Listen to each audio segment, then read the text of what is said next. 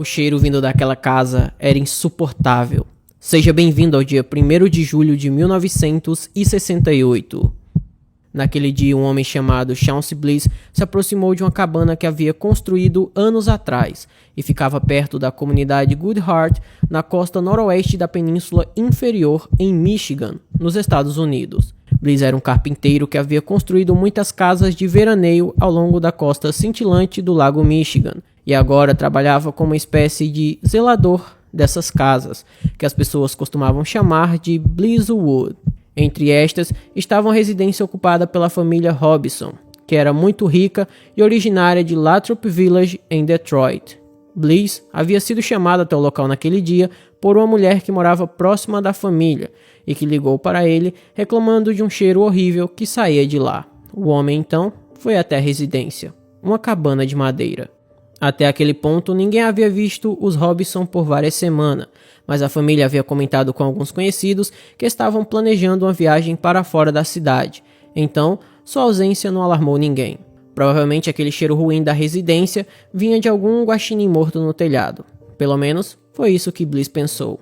Porém, quando estava chegando cada vez mais próximo da casa, o odor fétido era tão insuportável que lhe causava ânsia de vômito, e ele teve que tapar o nariz com a sua camisa de algodão, antes de conseguir prosseguir. Sem saber o que lhe esperava lá dentro, Bliss bateu na porta da frente, mas não teve resposta. Então, entrou na residência usando sua chave mestra. E imediatamente, o homem viu o corpo de uma mulher esparramado na entrada. Suas roupas estavam encharcadas de uma gosma preta, como se fosse sangue apodrecido. Atrás dela, o homem pôde ver vários outros corpos caídos no chão em poças de sangue coagulado. Ele saiu correndo do local imediatamente e chamou a polícia. Mas a pergunta que fica é: o que aconteceu naquela casa? E quem tirou a vida da família Robinson? É isso que vamos tentar descobrir no vídeo de hoje. Então, se você gosta desse tipo de conteúdo, eu só peço que deixe um like e se inscreva no canal. E se quiser, me siga no meu Instagram, que é esse que aparece na tela. Então, dados os recados, vamos pro caso.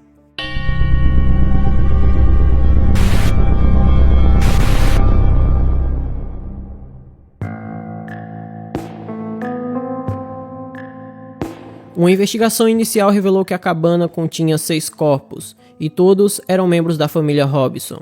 O pai Richard, de 42 anos, e a filha Susan, de 7, foram agredidos com um martelo e alvejados com a pistola. A mãe Shirley, de 40, e os filhos Rich, de 19, Gary, de 16 e Randy, de 12, foram baleados provavelmente com a mesma arma. Entretanto, estes 4 não haviam sido atingidos com o martelo. Devido ao estado dos corpos, que estavam em avançado estado de decomposição, os policiais estimaram que o crime aconteceu cerca de um mês antes de serem encontrados.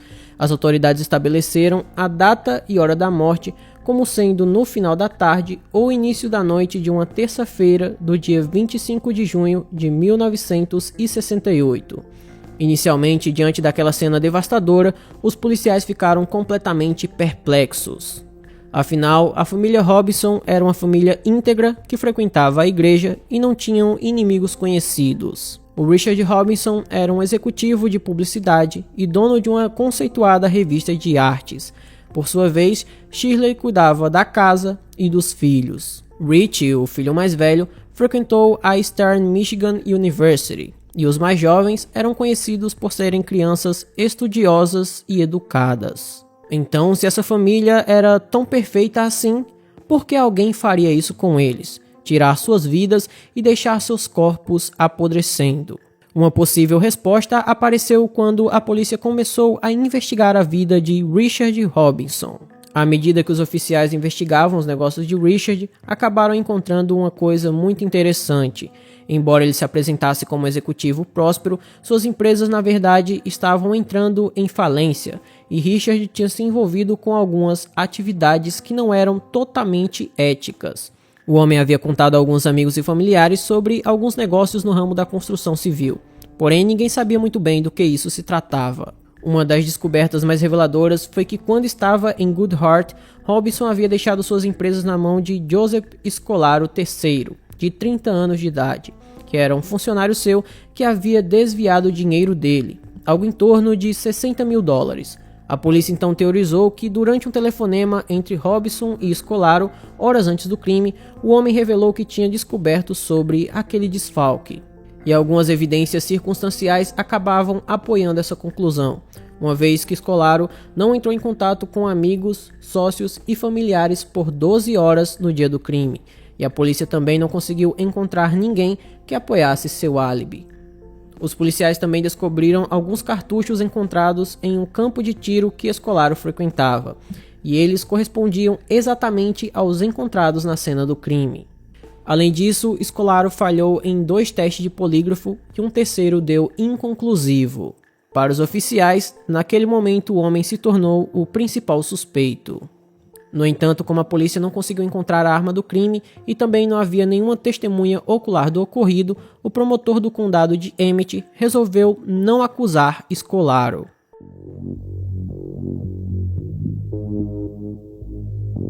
Frustrados com essa atitude do promotor, os policiais estaduais passaram a trabalhar com os promotores do condado de Oakland, onde os Robinson vivia, para assim poderem continuar com sua investigação. Então, no ano de 1973, o promotor de Oakland, L. Brooks Patterson, finalmente concordou em acusar Scolaro por ter cometido o crime contra a família Robinson. No entanto, antes que os policiais pudessem prendê-lo, o homem tirou a própria vida, dando um tiro em sua cabeça e encerrando de vez qualquer possibilidade de processá-lo. Antes de tirar a própria vida, Scolaro também deixou uma nota dizendo que não cometeu aquele crime contra a família Robinson. Porém, muitos estudantes do caso, a polícia estadual e também o gabinete do xerife de Emmett acreditam que ele era sim o principal suspeito do crime. Porém, isso não quer dizer que Scolaro seja o único suspeito do crime contra a família Robinson. Ao longo dos anos, alguns detetives amadores disseram que Scolaro não poderia ter dirigido até Goodhart, atirado na família Robinson e dirigido de volta para Detroit em um período de tempo tão curto. Algumas pessoas suspeitam que, na verdade, John Norman Collins, que foi condenado em 1970 por ceifar a vida de uma estudante universitária em Ypsilanti, e que também é suspeito de fazer o mesmo com vários outros estudantes universitários, poderia estar de alguma forma envolvido no crime contra a família Robinson. Afinal, John Collins frequentou a Eastern Michigan University na mesma época em que Rich Robinson, e até dizem que chegaram a dividir um apartamento. Outro suspeito que apareceu foi o zelador Chauncey Bliss, que encontrou os corpos. Bliss era um homem conhecido como sendo um pouco excêntrico, e alguns moradores de Goodhart acreditam que ele cometeu o crime depois que seu filho, que era amigo das crianças dos Robinson, perdeu a vida em um acidente de motocicleta. De acordo com essa teoria, Bliss se sentiu desamparado por Richard nos dias após a perda do filho, e acabou se vingando, tirando a vida de toda a sua família. Porém, a polícia nunca chegou a sequer cogitar essa possibilidade. Muitos suspeitos apareceram e foram descartados, e esse caso permanece oficialmente sem solução. E mesmo mais de 50 anos após o crime, a comunidade Goodhart continua sendo um roteiro turístico para pessoas que querem fugir de tudo. E infelizmente, para a família Robinson, sua tentativa de fugir de tudo acabou de uma maneira horrenda. Então, como esse caso nunca teve uma solução de maneira oficial, o que nos resta é apenas imaginar o que pode ter acontecido. Por isso, eu quero que vocês deixem aí nos comentários o que vocês acham que aconteceu. Na minha humilde opinião, eu acho realmente que foi o Scolaro que cometeu o crime, até porque ele teria motivo para isso, né? Uma vez que ele foi pego com a mão na botija, roubando o dinheiro do Richard. Mas essa é apenas a minha opinião e eu quero saber a de vocês. Então, comentem aí, por favor. Bom, esse foi o vídeo de hoje, espero imensamente que vocês tenham gostado. Se você gostou, deixa um like, se inscreve no canal, manda para os seus amigos, me siga nas redes sociais. Por hoje é só, até a próxima e tchau!